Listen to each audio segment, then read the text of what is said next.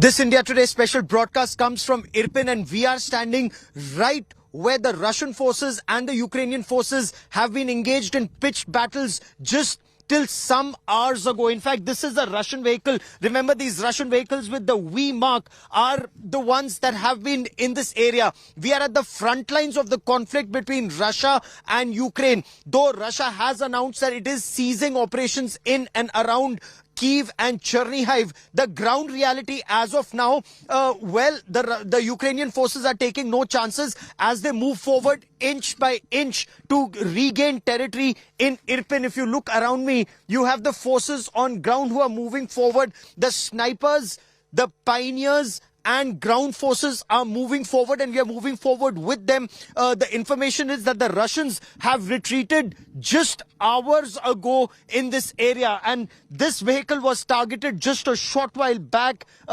prompting the Russians to retreat, indicating the fact that the Russians are now retreating in this area. There you see, if cameraman Lalit Joshi shows you these, look at that. That's with anti-tank guided missiles. You have soldiers who are deployed here, moving forward inch by inch. This place is heavily mined as of now. So we've also been told to be very careful where you step. Now, just look around. That's another Russian vehicle that's been targeted. It's lying mangled and destroyed here in Irpin. We are moving forward with the forces as of now. The Ukrainian forces are moving forward inch by inch, and this is a thickly forested area. We are with the Ukrainian army. This is not the militia. This is not the civil defense. This is the Ukrainian army that's now moving forward inch by inch in this territory.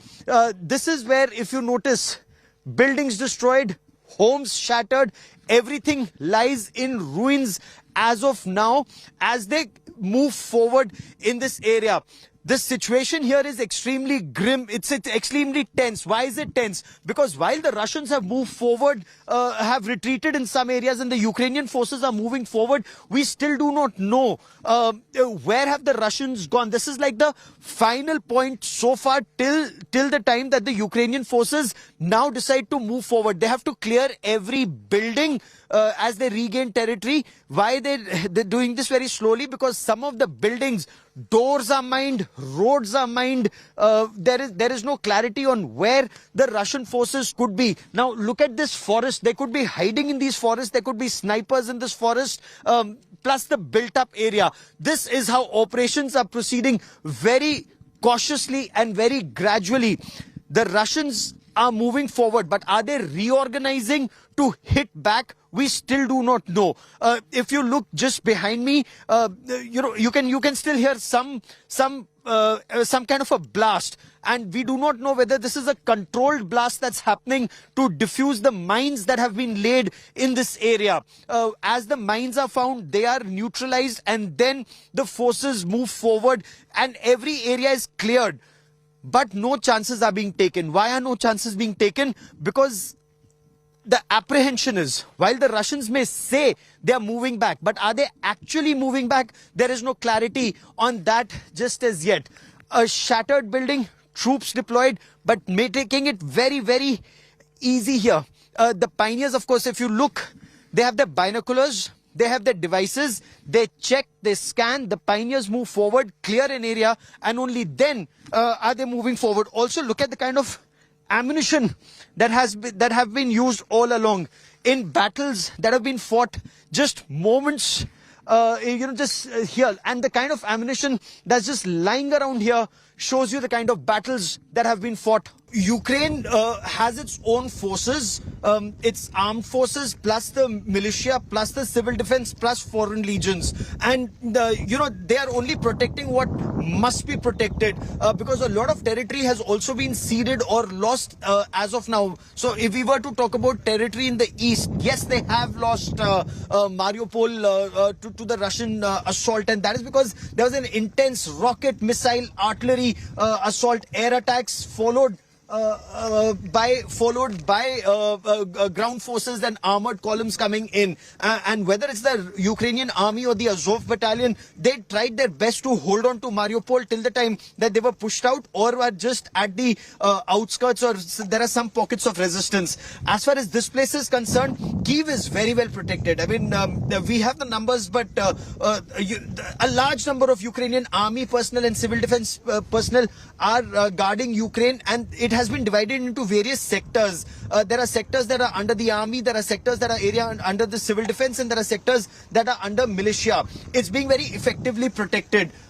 Plus, you have people that are protecting the flanks. You protect the flanks, the core is protected. So, these are the people who are actually,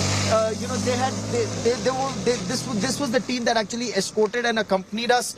They are now on their way out. So, in a way, now we are on our own in this very difficult battlefield at a time when it is said that there is some action or some information of movement happening on the other side. So, this is a very precarious situation and a very difficult battlefield where you see, seesaw battle happening. There are times that some area has been lost and regained, and then there are times that area has been completely lost to be regained only later. But the finer aspect on this is that the Ukrainian army is not giving up.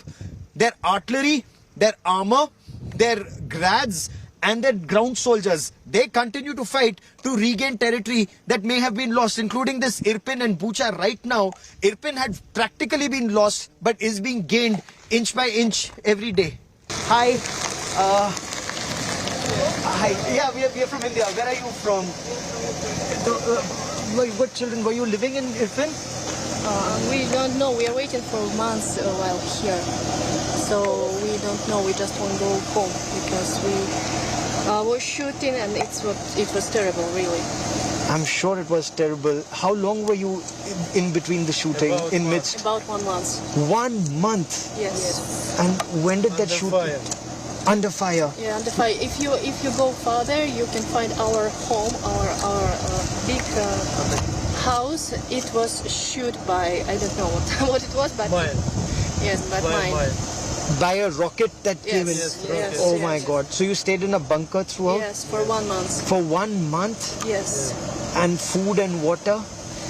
We have water, but it was terrible because we don't have warm, we don't have electricity, and we just waiting and just were listening and shooting, and it was really scary.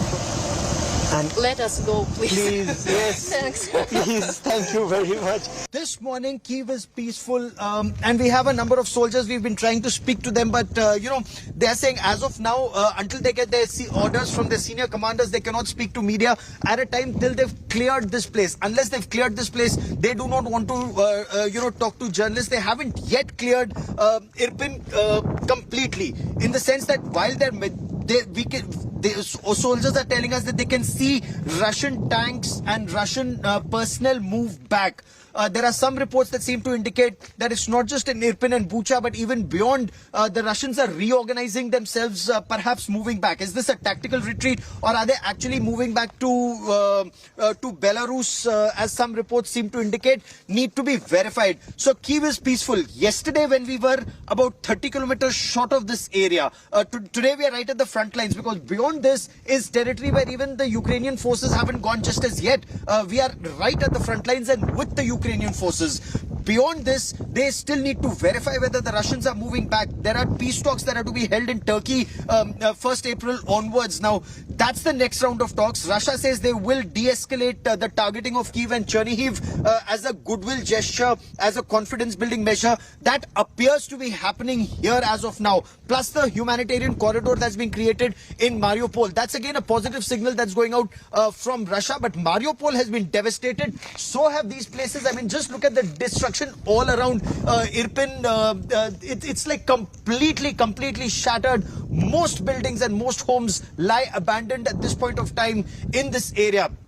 This shows how bad and how precarious the situation is right now in Irpin and Bucha. It'll be a long time before people can come back to their homes, because again, you hear another explosion. So we do not know what kind of an explosion is this. Is this a controlled explosion in the sense that mines are being diffused or some explosive device has been found somewhere that's being diffused, or is it some hostile action? That there will be more clarity on that. But given the fact that some of these officers and soldiers are calm in their approach, is an indication that this place perhaps now has been sanitized. We are moving forward with the Ukrainian forces. These are the pioneers, these are the scouts. As you can see, they are clearing every inch of this territory. The soldiers you see in front are carrying their anti-tank guided missiles, their rocket launchers and their personal weapons. Once they've cleared this area, only then will more troops be able to move forward. So these are the pioneers who are moving forward. The scouts actually of the Ukraine army. And India Today is the only channel who's accompanying them as they move forward to regain every inch of territory here in Irpin and in Bucha. These houses are completely shattered. They've been abandoned. Okay, the sign that he's given, the soldiers in front have given is that till that area it's been cleared. Now this soldier will move forward. Once he's sanitized it, then the other soldiers who are behind us, they will move forward. So India Today is moving forward with the Ukraine army as it regains every inch of territory in Irpin and Bucha, and then they will move forward. It's a very difficult operation because building clearance, building intervention, urban warfare, we still do not know whether Russians have completely abandoned this place or they could still be hiding somewhere, and that is why all precautions and all care is being taken by these soldiers before they move forward. And these operations start early in the morning, they continue for quite some time, but at sundown we stop wherever they've stopped, because at night there are no operations. It's very difficult to see. Of course they are armed with their night vision devices also, but the situation is tense and precarious. Most of these houses are abandoned, most of these houses are also shattered. There's no electricity, there's no water, and there's no gas connection. That needs to be restored, and only then will civilians be able to move back. But have the Russians moved back as a tactical retreat? The Ukrainian army says they're very confident that the Russians have retreated from this area. They are now consolidating their hold in this area. Shelled houses, shattered homes. This is the ground reality of Irpin and Bucha as Ukrainian forces move forward and retake territory. Look at this house, for example, completely battered in the firing and shelling that took place, and intense firing and shelling as reported by India Today. There is the smell of charred flesh.